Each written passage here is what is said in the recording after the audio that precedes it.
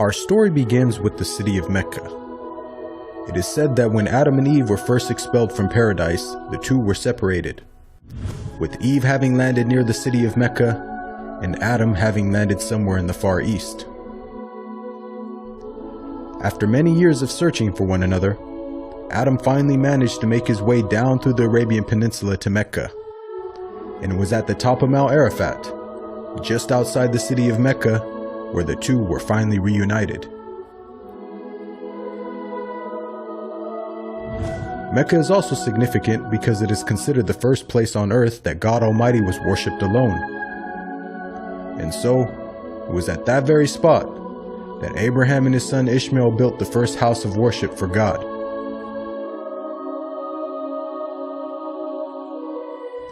In honor of this, God Almighty had built in the heavens a similar structure for the angels. And it is said that every day, 70,000 angels come to that building to perform their prayers and then leave, intending never to return again.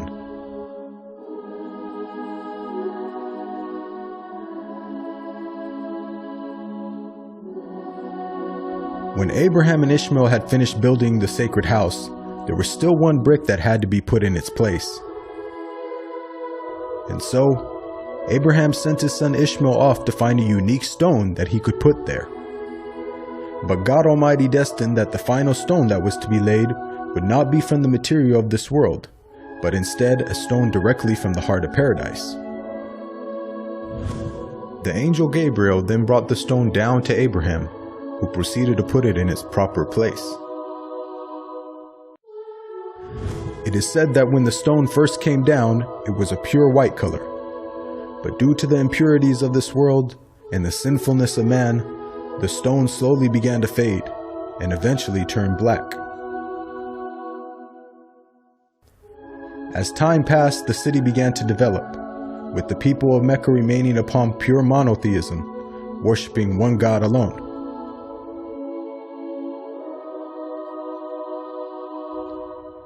This despite the fact that their neighbors in Egypt, Mesopotamia, and the Levant had been practicing paganism for centuries.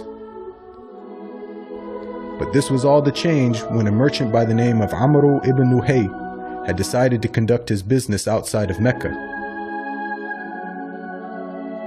Amr then proceeded to journey northwards until he reached the lands of Levant.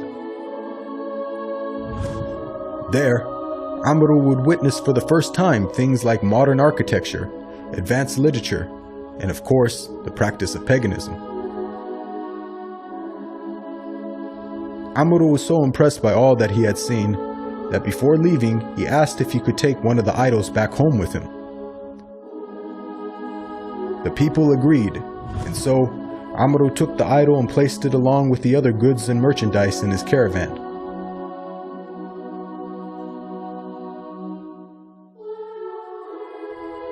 He then set out southwards, back towards the city of Mecca.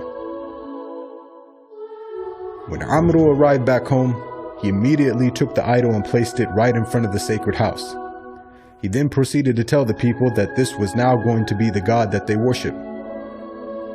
Sadly, this concept faced little, if no resistance. And as time passed, the people began to worship more and more different idols, until it is said by the end of the 6th century, there were over 360 different idols surrounding the sacred house in Mecca.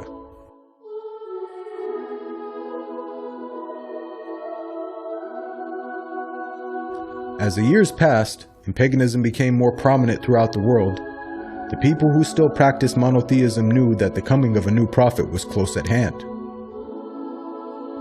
And so, either through deductive reasoning or through interpretation of their holy text, many had concluded that the Arabian Peninsula was the most probable place God would send his new prophet. For at the time, the Roman Empire and the Persian Empire had extremely repressive governments and were hostile towards any type of rebellion, be it ideologically or politically. While the Arabian Peninsula, on the other hand, though also deeply mired in paganism, was a land ruled by tribal law and never had a real central government.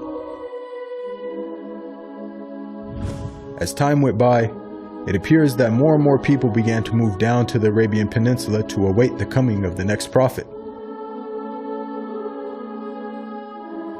And so, in the very land in which man first worshipped his Creator, and where Abraham built the first house of worship for God alone, it was there where God had destined his last and final messenger would emerge.